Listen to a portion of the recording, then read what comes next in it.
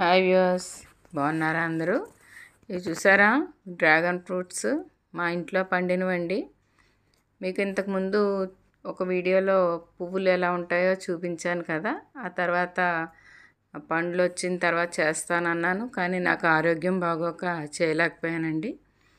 తర్వాత మళ్ళీ ఒక 5 పువ్వులు వచ్చాయి. 5 పువ్వులు కూడా ఇలాగా కాయ పండు అయ్యాయండి. So I'm very happy. చూడండి ఎంత బాగున్నాయో. పింక్ కలర్లో ఒక 5 పండ్లు వచ్చాయండి. చాలా బాగున్నాయి. ఇలా చూడండి, hand full of dragon fruit అనమాట. ఇది పెద్దగా చక్కగా కాయ వచ్చిందండి. చూడండి ఎంత బాగుందో కదా. ఇవి డ్రాగన్ ఫ్రూట్స్ ఎడారి మొక్కకి చూడండి ముళ్ళు ఎలా ఉన్నాయో ఆ చెట్టు.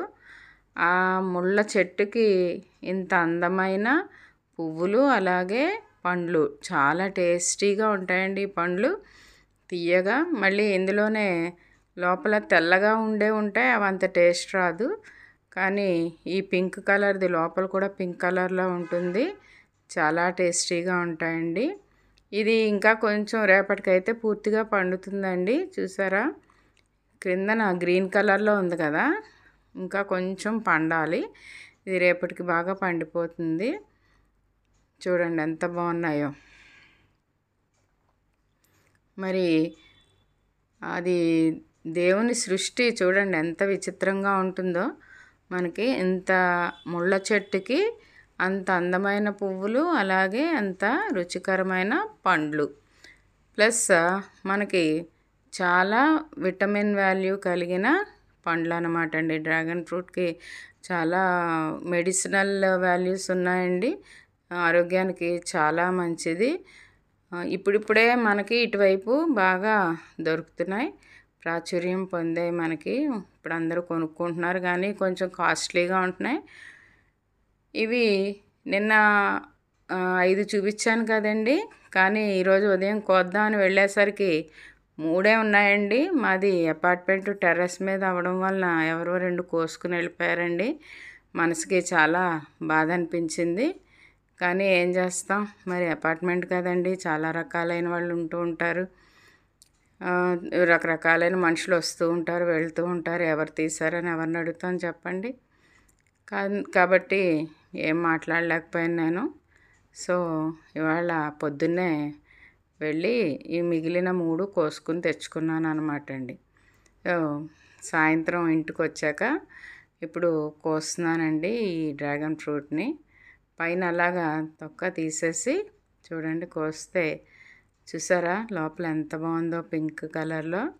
అంటే మనకి బయట కూడా దొరుకుతాయి, కొనుక్కోగలం. కానీ మన ఇంట్లో మనం పండించుకుంటే అది నిజంగా చాలా సాటిస్ఫాక్షన్ ఉంటుందండి.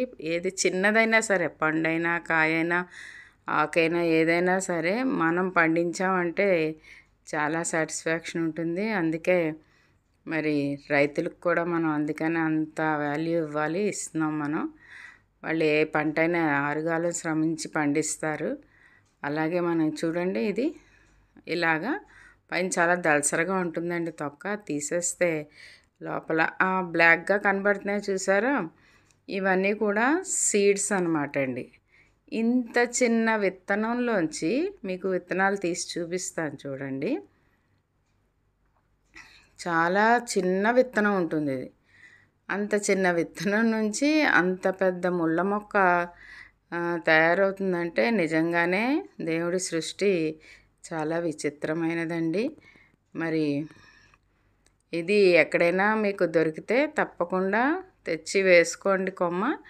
లేదంటే విత్తనంలోంచి కూడా దీన్ని మనం గ్రో చేసుకోవచ్చు. ఇప్పుడు తీసి చూపిస్తాను చూడండి. విత్తనం చాలా చిన్నదిగా ఉంటుందండి విత్తనం. ఇదిగోండి,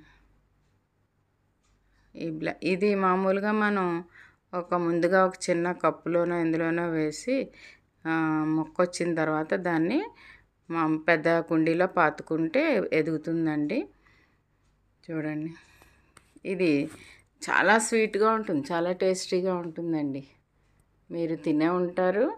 బట్ మనం ఇంట్లో దీనికి ఎటువంటి ఎరువులు ఏమీ వేయకుండా పండించిన పండు అన్నమాట. చాలా టేస్టీగా ఉందండి. ఇప్పుడు తింటున్నాను నేను. చాలా చాలా స్వీట్గా ఉంది. మరి మీరు కూడా పండించుకోండి. Thanks for watching.